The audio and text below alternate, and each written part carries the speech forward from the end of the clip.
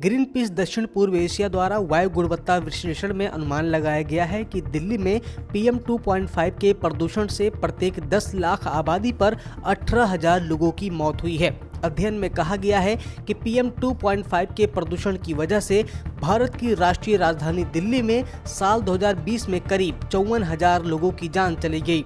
अध्ययन के मुताबिक वैश्विक आधार पर पर्यावरण खतरों में PM 2.5 के संपर्क को खतरनाक माना जाता है और साल 2015 में करीब 42 लाख लोगों की असमय मृत्यु इसकी वजह से हुई है।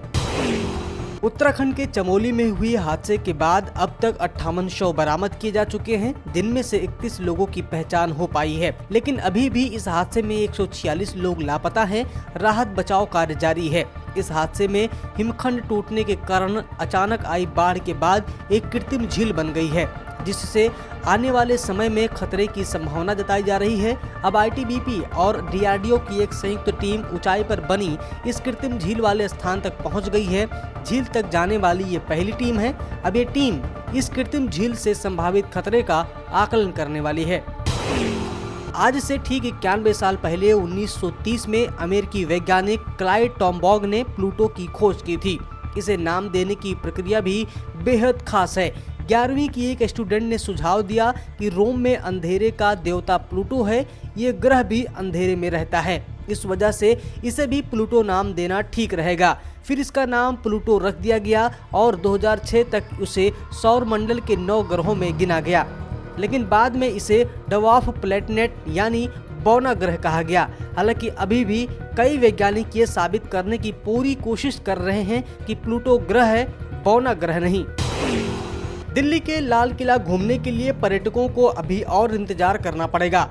भारतीय पुरातत्व सर्वेक्षण विभाग के अधिकारी मार्च महीने के बीच में लाल किला खोलने के लिए उम्मीद जता रहे हैं। ASI के एक अधिकारी के अनुसार यहां अभी भी पक्षियों के मरने के मामले सामने आ रहे हैं। बर्ड फ्लू के मामले आने के बाद से लाल किला 19 जनवरी से पर्यटकों के लिए बंद है। महाराष्ट्र के नंदुरबार जिले में 3 मुर्गी पालन फार्मों में बर्ड फ्लू की पुष्टि के बाद वहां दहशत का माहौल है। आत्मनिर्भर भारत अभियान के तहत IIT के वैज्ञानिकों ने हाइड्रोजन गैस का प्रयोग ईंधन के तौर पर करने की तकनीक विकसित की है। नवीकरणीय ऊर्जा स्रोत के तौर पर पानी का उपयोग कर हाइड्रोजन ईंधन अलग करने की ये तकनीक पूरी तरह स्वदेशी है।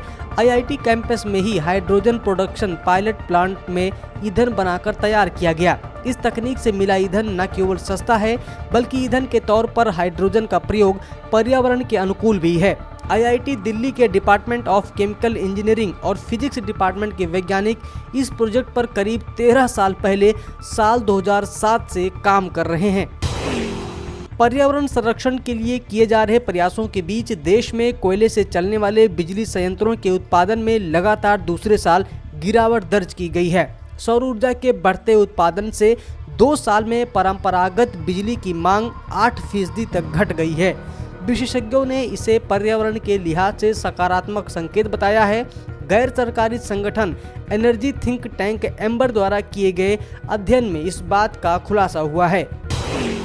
अमेरिकी अंतरिक्ष एजेंसी का अंतरिक्ष यान मंगल ग्रह की सतह पर आज यानी कि 18 फरवरी की देर रात लैंड करेगा। ये देर रात 2 से 3 बजे के बीच मार्स की सबसे खतरनाक सतह पर जजीरो क्रेटर पर लैंड करने वाला है। इस सतह पर कभी पानी हुआ करता था। नासा ने दावा किया है कि यहाँ अब तक के इतिहास में रोवर की मार्स पर सबसे सटीक लैंडिंग होगी।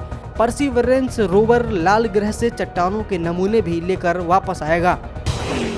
पिछले 24 घंटे में कोरोना वायरस के 12,881 नए मामले सामने आए हैं और इस दौरान 101 लोगों की मौत हो गई है।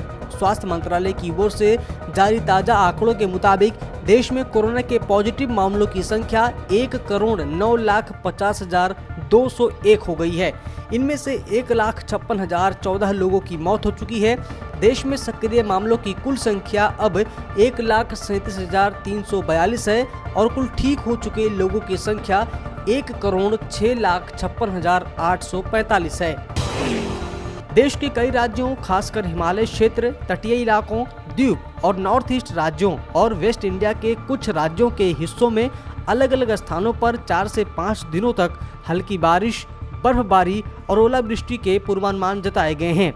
साथ ही अलग अलग राज्यों में घने कोहरे के छाए रहने की भी संभावना है। इसको लेकर मौसम विभाग ने चेतावनी भी जारी की है। मौसम विभाग ने 18 और 19 फरवरी को अंडमान एवं निकोबार द्वीप समूह, मध्य महाराष्ट्र, मराठवाड़ा, तेलंगाना, आंध्र प्रदेश, उत्तरी और साउथ आंतरिक कर्नाटक, तमिलनाडु, पुडुचेरी और कराईकाल के कुछ हिस्सों में आंधी तूफान के साथ बिजली चमकने और ओलावृष्टि होने की चेतावनी दी है। हिमाचल प्रदेश और उत्तराखंड के ऊंचे पहाड़ी इलाकों में बारिश और बर्फबारी होने की संभावना है।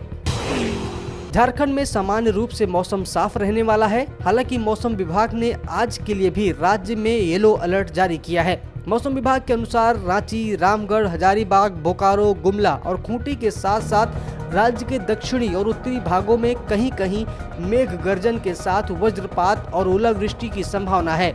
ओलावृष्टि के लिए मौसम विभाग ने विशेषकर चतरा, पलामू, हजारीबाग, लोहरदगा, रांची, खूंटी, पश्चिमी सिंहभूमि, पूर्वी सिंहभूमि और सरायकेला खरसावां के लिए अलर्ट जारी किया है।